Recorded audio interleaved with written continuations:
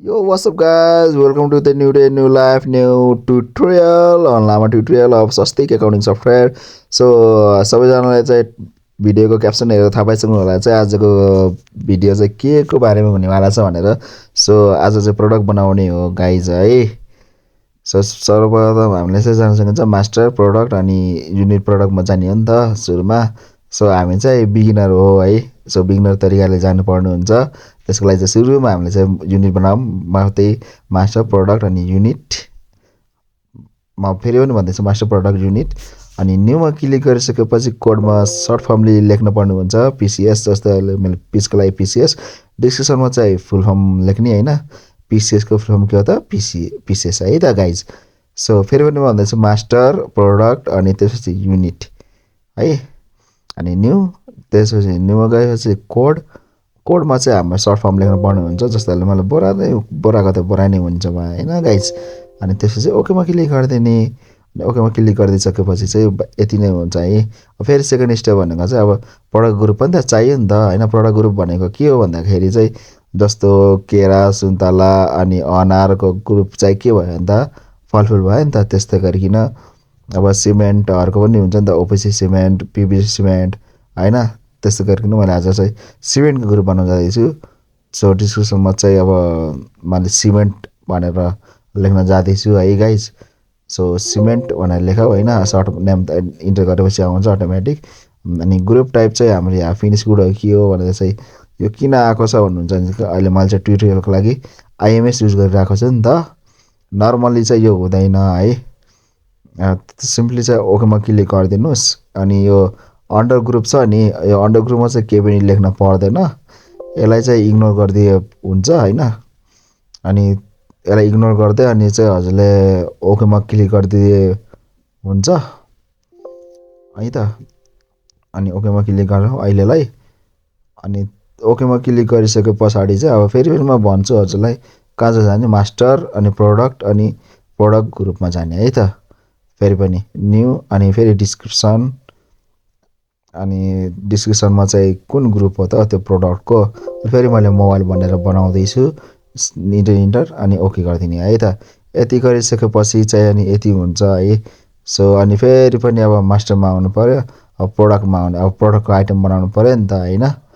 अब प्रडक्टको आइटम बनाउनको लागि चाहिँ अब मास्टर प्रडक्ट अनि त्यसपछि आइटम स्ल्यास प्रडक्टमा क्लिक गर्न पर्ने हुन्छ. त्यो युनिट अनि प्रडक्ट ग्रुप बनाइसकेपछि चाहिँ गर्ने है. अनि यहाँ न्यूमा क्लिक गरेर अनि नेम के हो त प्रडक्टको. जस्तो अहिले मैले चाहिँ सिमेन्टको सिमेन्टको चाहिँ बनाउँदैछु जगदम्बा ओपिसी सिमेन्ट भनेर चाहिँ मैले बनाउँदैछु. यसरी नेममा चाहिँ आफ्नो प्रडक्टको नेम चाहिँ लेख्न नभुल्नु होला है.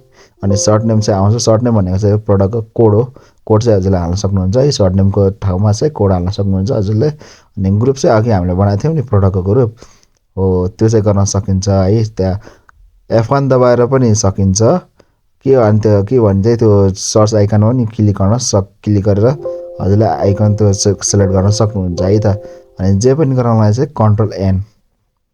अनि यहाँ चाहिँ हाम्रो प्रडक्ट टाइप चाहिँ इन्भेन्ट्री नै हुन्छ अहिलेलाई है त. सो इन्टर गर्दै जाँदा अनि फेरि यहाँ युनिट भन्छ.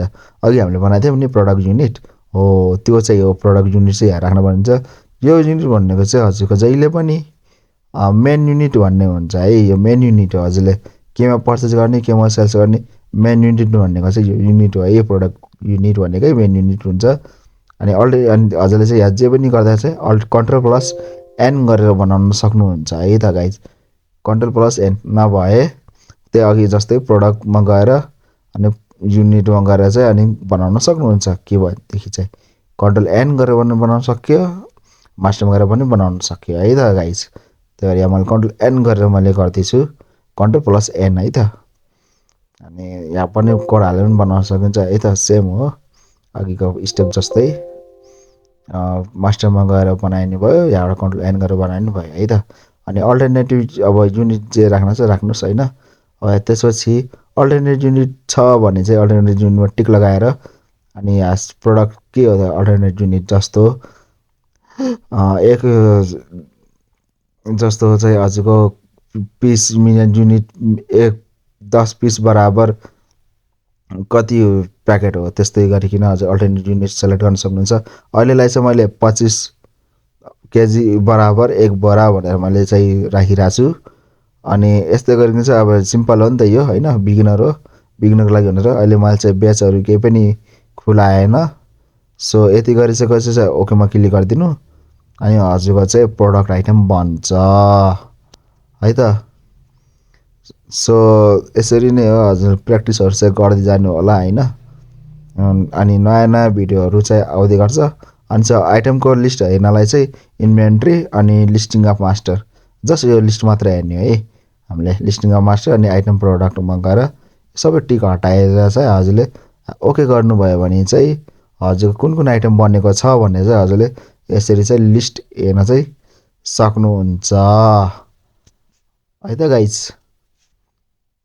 सो आज यति भन्दै लास्ट ल हस्त by, have a nice accounting day.